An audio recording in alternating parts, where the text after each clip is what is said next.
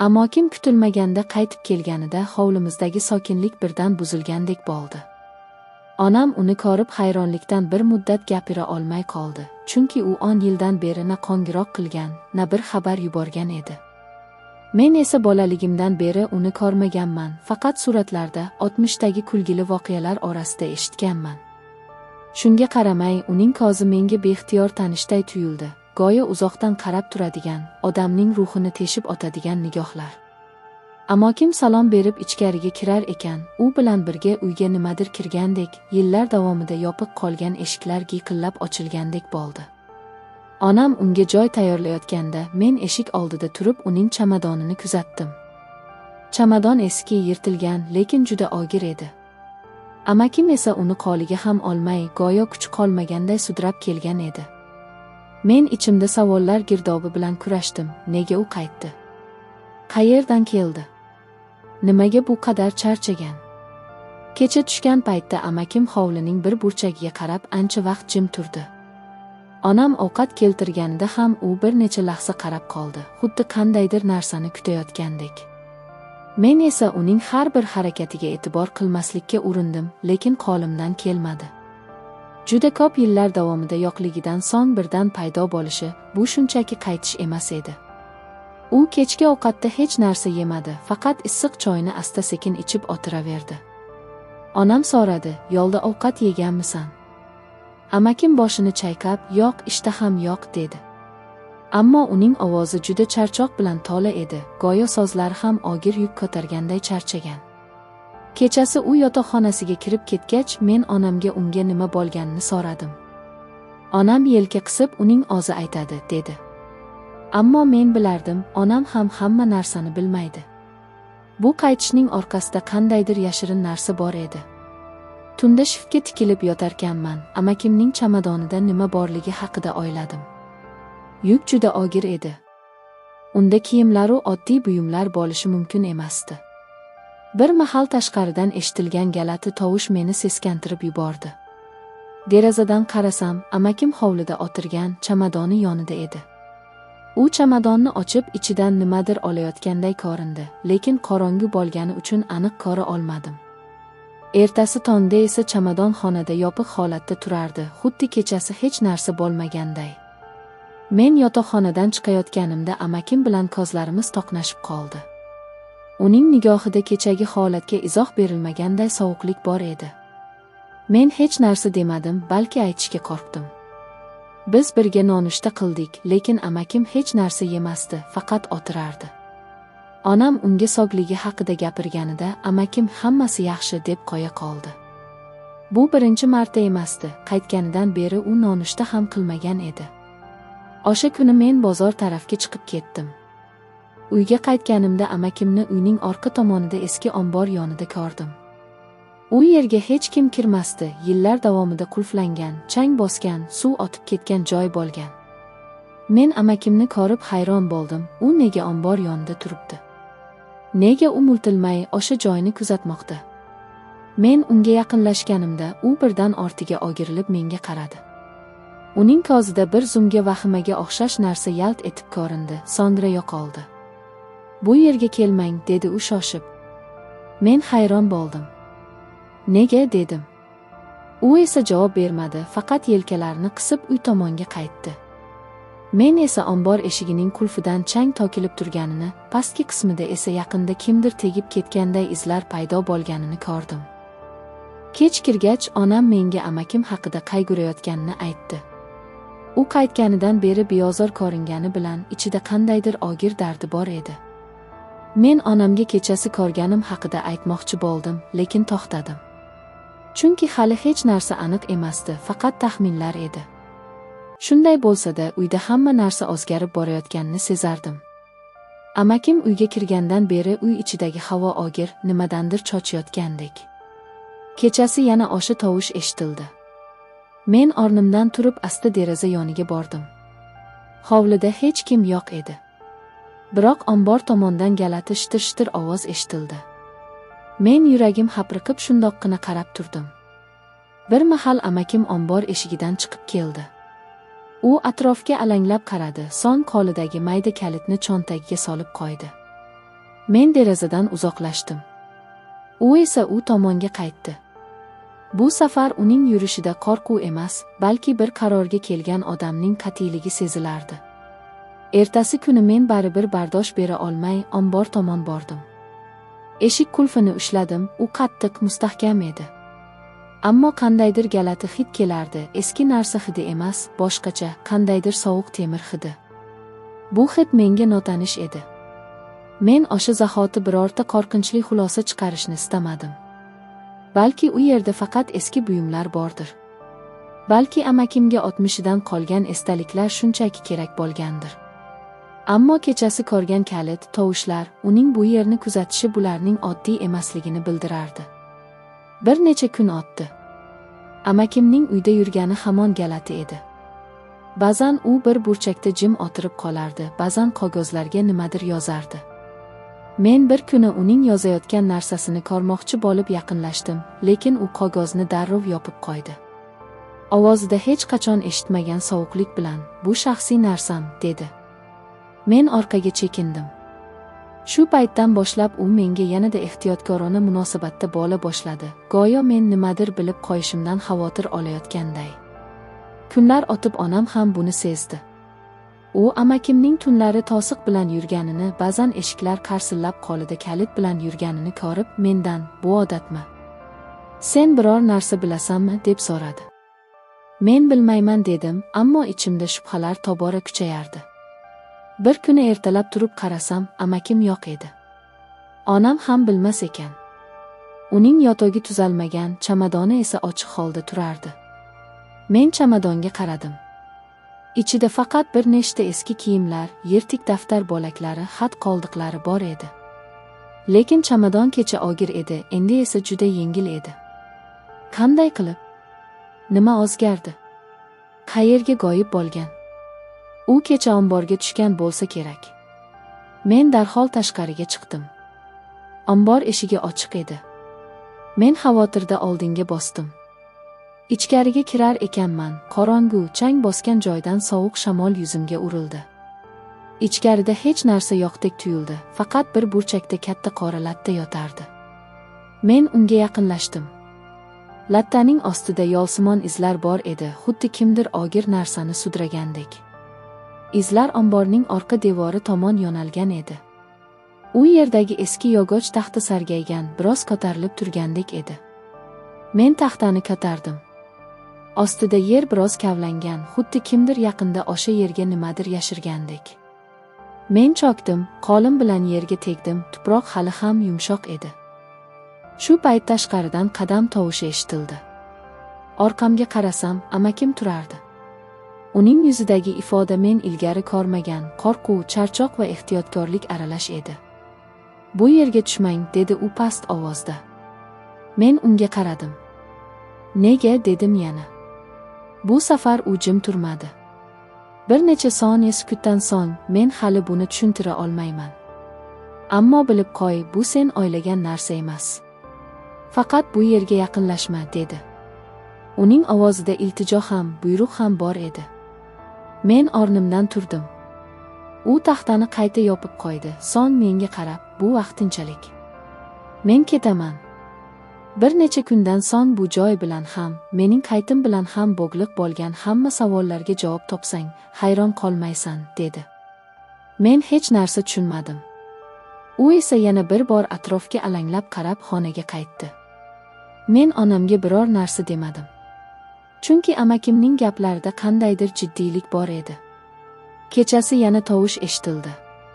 Bu safar men derazaga bormadim. Ombor tomondan kelayotgan tovushlar aniqroq, yaqqolroq edi. Go'yo u yerda kimdir yer kavlayotganday yoki qattiq temirning surilishi eshitilardi. Men yuragim hapriqib quloq soldim. Bu safar men qo'rqmadim, aksincha bilishga qiziqish kuchli edi. Ammo shu bilan birga amakimning "Yopiq tur" degan ovozi ongimda takrorlanib turardi. Tong otganda men yana ombor tomon bordim. Bu safar eshik qulflangan edi. Kechagi galati tuproq izlari esa yo'q, go'yo kecha bo'lgan hamma narsa bir zumda o'chirib tashlanganday.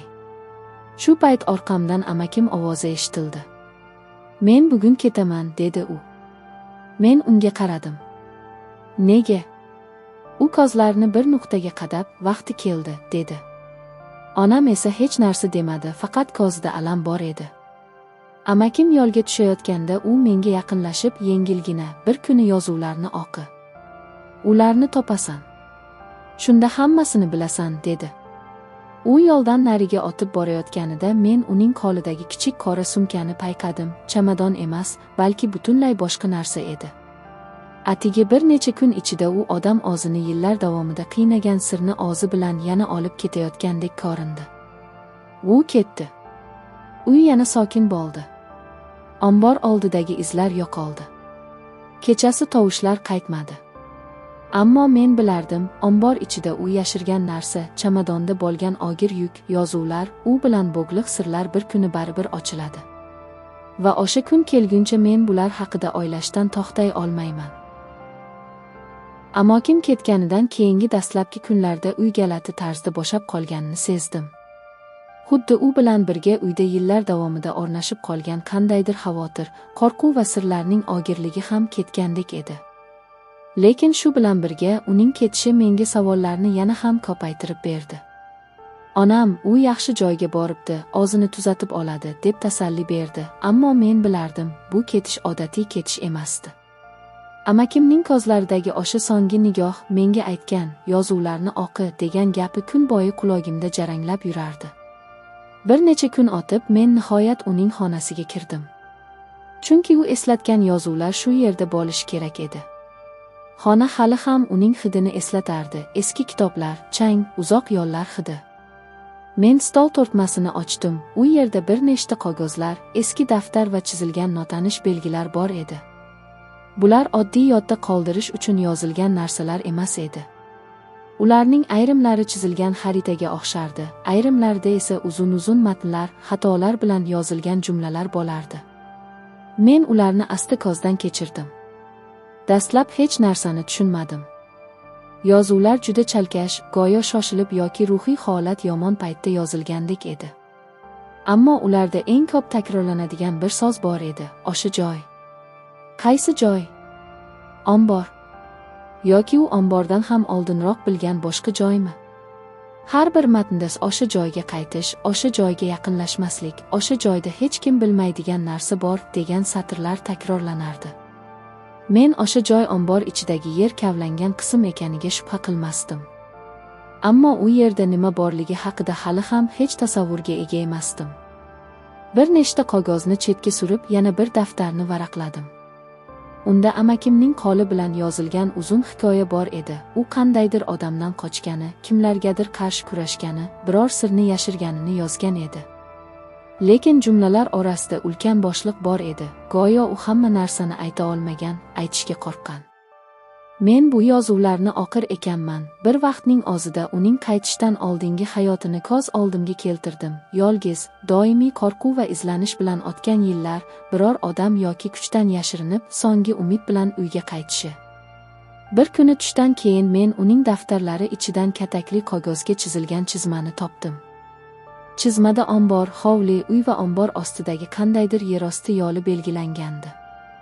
Yo'l juda nozik chizilgan, go'yo u o'zi ham aniq ko'rmagan. Lekin o'sha yo'lning oxirida qo'pol chizilgan doira bor edi, ichida esa mahkam o'ralgan belgi. Bu nimaligini bilmasdim. Ammo u belgi ko'p marta takrorlanganidan u juda muhim ekanini sezdim. Ertasi kuni men yana omborga tushdim. Bu safar onam uyda yo'q edi. Eshik qulflangan edi, lekin amakim yonida olib ketgan kalitdan boshqa kalit ham bo'lishi mumkinligini o'ylab, sekin-sekin eski sandiqni titkiladim. Haqiqatan ham sandiq ostida chang bosgan darajada eski, zang bosgan kalit yotardi. Men hayron bo'ldim, bu kalit nega sandiq ostiga yashirilgan? Uni kim qo'ygan? Amakimmi yoki undan ham oldin bu yerda yashagan kimdir? Kalit ombor qulfiga aniq mos edi. Qulfdan chiqqan qarsillagan ovoz yuragimni hovuchlatdi. Men ombor eshigini ochdim. Ichkariga kirganimda esa havo avvalgidan ham sovuqroq edi. Xuddi ichkarida kunlar davomida kimdir turgandek. Men asta o'sha burchakka bordim, yer kavlangan joy. O'sha taxta yana o'sha holatda turardi. Men taxtani yana ko'tardim. Bu safar u ostidagi yer bir oz qattiqlashgan, lekin baribir yangi kavlangan tuproq hidi bor edi. Men yerga qo'limni tiqdim. Bu safar elimga biror narsa tegdi. Men chochib qo'limni tortdim. Keyin og'zimni bosib, yana qo'limni tiqdim va ehtiyotkorlik bilan o'sha narsani tortib chiqdim. Bu yogon, qora matoga o'ralgan narsa edi. Men uni ochdim. Ichidan zanglagan temir quti chiqdi. Qutining qopqog'ida notanish belgilar bor edi, xuddi amakim yozuvlarida bo'lgan belgilarning ayni o'zi. Men qutini ochib ko'rmoqchi bo'ldim, lekin u qattiq yopiq edi. Qutining yoni juda sovuq edi, go'yo muzlatganda saqlangandek. Men uni asta silkib ko'rdim, ichida nimadir bor, lekin og'ir emasdi.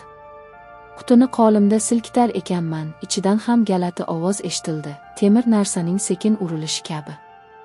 Bu quti shunchaki oddiy buyum emasdi. Amakim uni nega yerga yashirdi? Va nega men uni topishimni xohladi? Men qutini olib xonamga qo'ydim. Bir necha soat davomida uni ochishga harakat qildim. Pichoq, kalit, hatto bolta ishlatib ko'rdim, ammo foydasi bo'lmadi. Quti go'yo ichidagi narsani hech kimga ko'rsatmaslik uchun maxsus yasalgan edi. Bir vaqt ichida unga tegish ham og'irlik keltirayotgandek bo'ldi, qo'limni sovuq qilib yuborardi.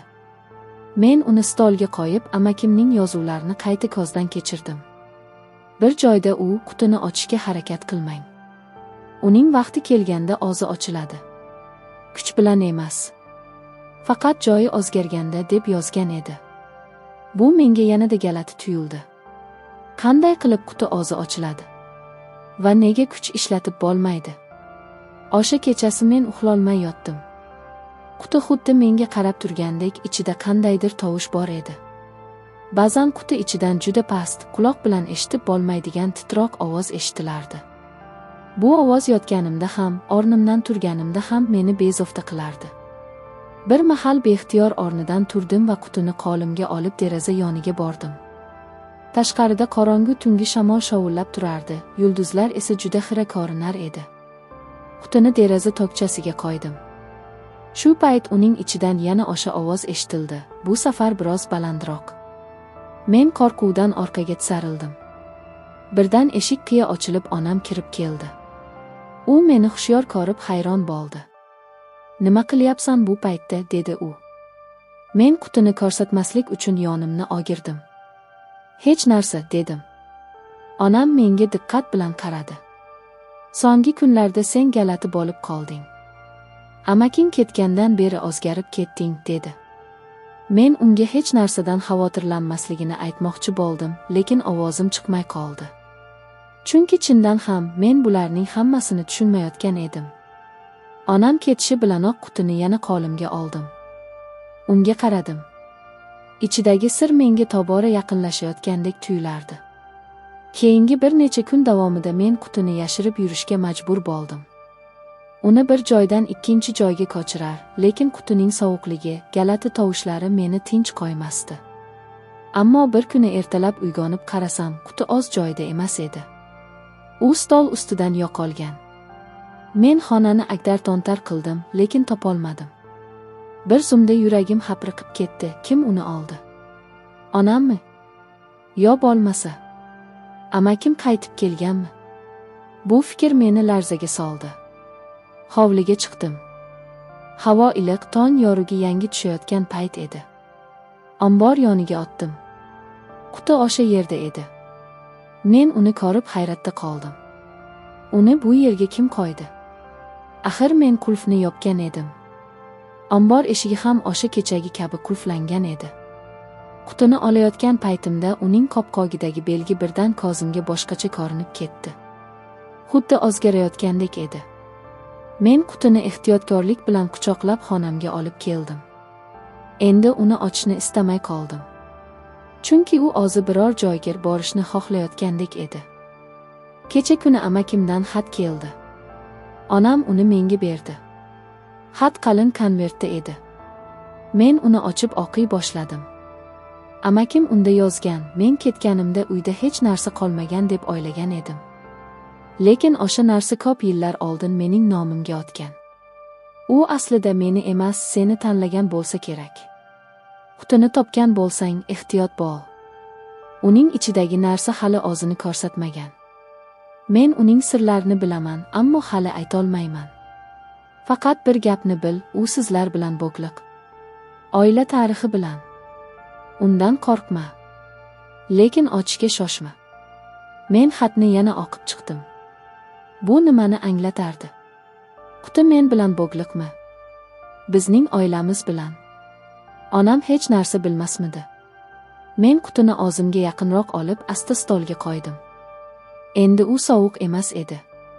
Avvalgidan issiqroq edi. Ichida nimadir uyg'onganini his qildim.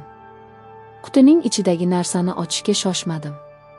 Ammo endi bilardim, bu narsani yashirish mumkin emas, undan qochib bo'lmaydi.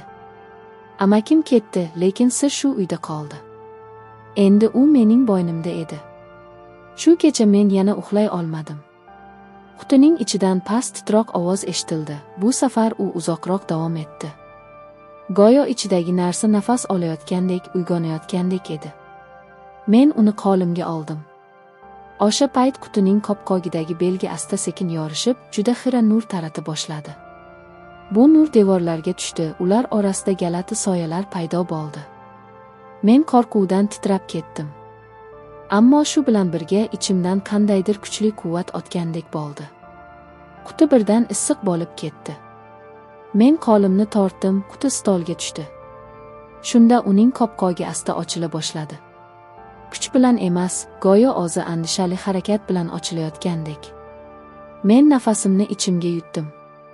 Ichidagi sir endi meni kutayotganini bilardim. Qopqoq ochilishidan oldin xonamdagi shamol kuchaygandek bo'ldi. Quti ochilishidan bir zum avval uning ichidan juda yorqin, ammo ko'zni kuydirmaydigan nur otilib chiqdi. Men qo'limni ko'zimga tutdim. Bu nur butun xonani yoritdi. Va nihoyat quti ochildi. Ichida juda kichkina, ammo galati shakldagi qora tosh bor edi. U oddiy toshga o'xshardi, lekin yuzasida notanish belgilar nur taratib turardi. Toshning atrofida esa juda iliq nur bor edi. Men unga yaqinlashdim. Tosh pastdan qo'limga tortayotgandek edi. Men uni qo'limga oldim. Shu zahoti xonada hamma narsa o'zgardi. Odamning eshitishi qiyin bo'lgan tovushlar, uzoqdan kelayotgan ovozlar, galati andisha hammasi bir joyda yigildi. Men bir zumga hushimdan ketay dedim. Ammo o'zimni tutdim. Tosh qo'limda turardi, u menga qandaydir xotiralarni namoyon qilayotgandek, uzoq-uzoqlardan kelgan tarixni eslatayotgandek edi. Men shu tosh bizning oilamiz sirining kaliti ekanini angladim. Amakim yillar davomida undan qochgan. Yillar davomida uni yashirgan. Endi esa u mening qo'limda turardi. Men bilardim, bu hikoya endi endigina boshlanmoqda. Sir ochildi, lekin uning ortida hali juda ko'p haqiqatlar yashiringan. Va men o'sha haqiqatlarni topishga tayyor edim.